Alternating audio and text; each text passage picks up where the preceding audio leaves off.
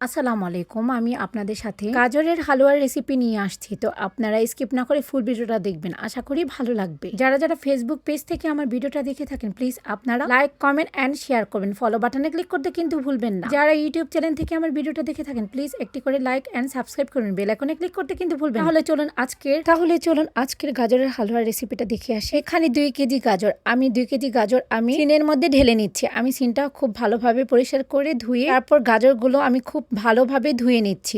আর আপনারা খুব ভালোভাবে গাজরগুলো ধুয়ে একটু পানি ঝরিয়ে নেবেন। তো আমার গাজরগুলো খুব ভালো মতো ধোয়া হয়ে গেছে। এখন আমি এই অংশগুলো আমি ফেলে নিব বটি দিয়ে। আমি সবগুলো অংশ বটি দিয়ে ফেলে নিয়েছি। এখন আমি একটা পাপোশ রেখে দিয়েছি। পাপোশের উপরে আমি বড় একটা আড়িফেলের ছেনি নিয়ে নিয়েছি আর গ্রেটার মেশিনটা নিয়ে নিয়েছি। আর এখন আমি সবগুলো গাজর গ্রেট করে নিচ্ছি। তো আপনারা তো দেখতেই পাচ্ছেন আমি গাজরগুলো যে গ্রেট করে নিচ্ছি। তো আমার গাজরগুলো গ্রেট করা হয়ে গেছে। এখন আমি 1 ঘন্টা এই ছেনিতে ছড়িয়ে রাখছি যেন পানিগুলো শুকিয়ে যায়। পানিগুলো শুকিয়ে রাখার কারণ হচ্ছে গাজরের হালুয়াটা খুব ঝরঝরে হবে। আর পানি থাকা অবস্থায় যদি আপনারা হালুয়াটা তৈরি করেন তাহলে গাজরগুলো ঝরঝরে থাকবে না, একদমই গলে যাবে। তো যাই হোক, আমি একটা পেন বসিয়ে দিয়েছি। এখন আমি পরিমাণ মতো স্পেশাল ভাগাবাড়ি ঘি দিয়ে দিলাম। আর এখন আমি গ্রেট করা গাজরগুলো আমি পেনের মধ্যে দিয়ে দিচ্ছি। আর এখন আমি খুব ভালোভাবে নেড়ে চেড়ে মিক্স করে নিচ্ছি যেন ঘিটা যেন সব গাজরের উপরে প্রবেশ করে। আর এখন আমি খুব হালকা পরিমাণে একটু নুন দিয়ে নিলাম। আর কোনো মিষ্টি খাবারের মধ্যে যদি হালকা পরিমাণে নুন দেন তাহলে মিষ্টির স্বাদটা আরো দ্বিগুণ বেড়ে যায়। তো যাই হোক, আমি এই তো দেখুন খুব ভালোভাবে গ্রেট করা গাজরগুলো ভেজে নিচ্ছি যেন পানি না থাকে। পানিগুলো খুব ভালোভাবে আমি শুকিয়ে নিচ্ছি। তো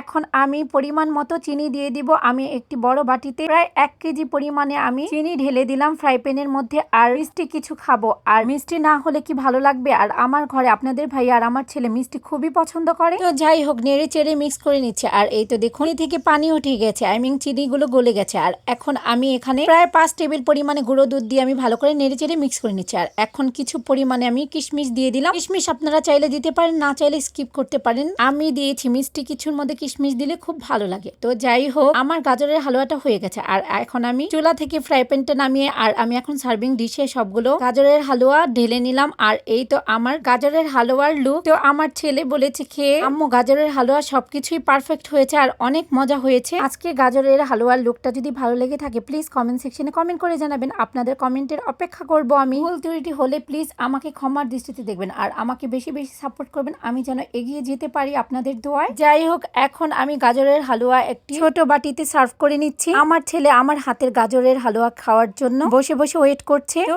এখন ওকে নিয়ে দিয়ে আসি আর আমি আপনাদের কাছ থেকে বিদায় নিয়ে নিই। আজকে না হয় এতটুকুই থাক, আবার নতুন কোনো রেসিপি নিয়ে হাজির হব। ভালো থাকবেন, সুস্থ থাকবেন। আল্লাহ হাফেজ, আসসালামু আলাইকুম।